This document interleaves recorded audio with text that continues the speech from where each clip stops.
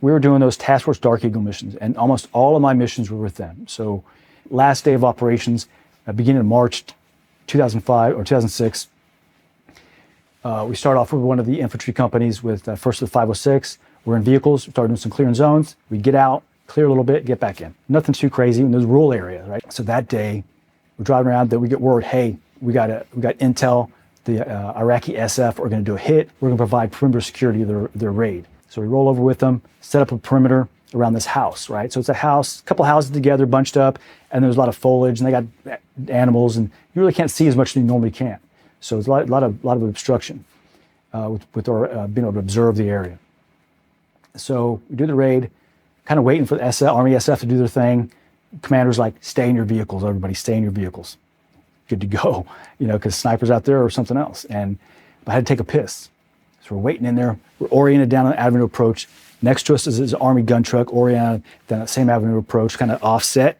I had to get out and take a piss. I had to go. So, of course, my Marines are like, careful, sir, we've been here over 15 minutes. And that's usually when they attack, right? But I had to go. I usually have a Gatorade bottle. I piss in. This time I didn't have that. So I get out, go to the back of the gun truck, take a leak, whatever, do my business, and get back in. But I'm hurrying. But I noticed when I'm doing that, my body had internally, I'm doing this kind of Iraq sway. So I'm kind of moving around just a little bit, and I wasn't even doing it on purpose. My body was kind of doing it. That's how nervous, and my body was starting to come to that stress, right?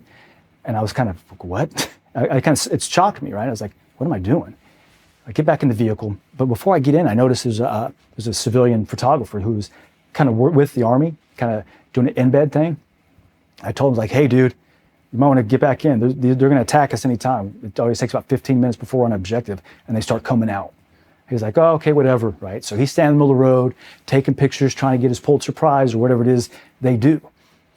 Get back in the vehicle. My Marines are like, what'd he say, sir? Like, he just ignored me. Sure enough, not even 5 minutes later, we hear a crack.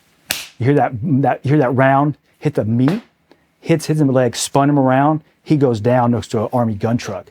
And we're like, here we go. And we're all looking ahead. You see anything? You see anything? My gunner, Mike Anderson, up there. I'm like, you see anything, Mike? He's like, negative. I don't see anything out there yet, because there was so much foliage you couldn't tell, right? But we knew because of the sound, he was in front of us, and but we didn't know where. And without PID, you're not supposed to just spray, right? During the invasion, we might have just put down some suppressive fire, but we didn't do that here because you're not supposed to. And so, sure enough, another crack hit that reporter again. The Army medic jumps out from that vehicle, starts providing first aid. Then he gets hit, bam. So they finally popped some smoke to give him some concealment. I tell my driver, Dyer, I'm like, hey, Dyer, move up, block them, physically block them so they can't see with our gun truck. He hauls ass up there, blocks it. We're still oriented down avenue approach, give them some concealment and cover, right, while they work on those two wounded. One, they're working on that soldier, and two, they're working on the civilian photographer. Out of nowhere comes a huge orange dump truck, probably about 200 or 300 meters away. There was a curve in the road. He comes barreling around that curve fast. And in Ramadi in 05, 06, 07, orange dump trucks were infamous for SVBIDs. So SVBID is a suicide-borne IED, right? So basically a car bomb, a suicide bomber, filled with explosives. And they tried to take they'd attack hardened positions with these dump trucks in Ramadi all the time. Get a suicide bomber, blow it up in front of this ECP, blow it up in front of this OP hotel. I mean, there was even a couple of Marines who got the Navy Cross for standing their ground while the Iraqi Army fled for standing their ground and attacking a suicide vehicle that was an orange dump truck during a whole time frame or later on. So he comes out there. We just have seconds. We don't have minutes to kind of start doing a escalation of basically the issue you're supposed to do is say it's graduated warnings, right? So if you have time, maybe do a warning shot, maybe do flares to kind of get them to slow down. Escalation of force. Escalation of force. That's what I was looking for, right? So usually during the escalation of force, you can do that kind of graduated. Here we didn't have time. This guy's fast. We just got attacked. Orange dump trucks are notorious in Ramadi, and this was the beginning of kind of the whole Battle of Ramadi, right? And my gunner, sure enough, doing Marine elbows, he unloosed a couple bursts into that cab of that dump truck. Shoots immediately. That guy slams on the brakes. one of and slumps over, and the driver was fucking dead. He just took a couple of bursts from a 240 Golf in the cab, but the passenger with him ran off, quickly. So that stops right there. What the hell just happened? In the middle of less than like 5 minutes, everything happened at once, right? We thought we were getting hit by an SVBID. Snipers just shot a photographer and a soldier, and that quiets down. So we had to get these people out of there. We had to get them to Charlie Med, or to a medical facility in Ramadi. And that's what we did, turn around, drop them off, get back out in the sector, even after all that, right? And it wasn't too crazy, but that whole span of dealing with that civilian and getting shot, because ultimately here, and this is what a lot of civilians don't understand, is yes, we journalists go with our forces, and they're going to protect them. He's an American, we're going to protect him.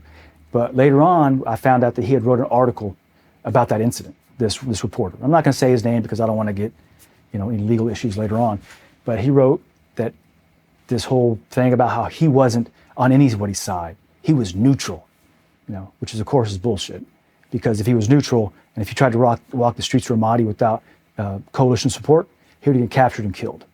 There's no neutral. They don't see that. He might think that. Surgeons don't. And I thought that was BS, because ultimately that soldier got shot because that civilian photographer put himself in that position. Even when I instructed, hey, get out of here, you're gonna get shot, they're gonna attack. He didn't believe us, right? He'd probably been in country 2 weeks, and what happens? He gets shot. And we're glad that soldier didn't get killed because of the actions of that journalist. I think maybe we could have gone back like, well, there's 2 people in it. Usually, suicide bombers don't have 2 people in them, but it happened so fast. We had just gotten attacked. That was coming around there fast, and they weren't stopping. They see us right there, and they were coming. And so, one of my Marines, Mike Anderson, did what he had to do, because we didn't have time to do a warning shot with flares, wave off, none of this crap. You had to stop the threat, and at the time there was a threat, and my Marine did the right thing. If you ask me, he'd done it again.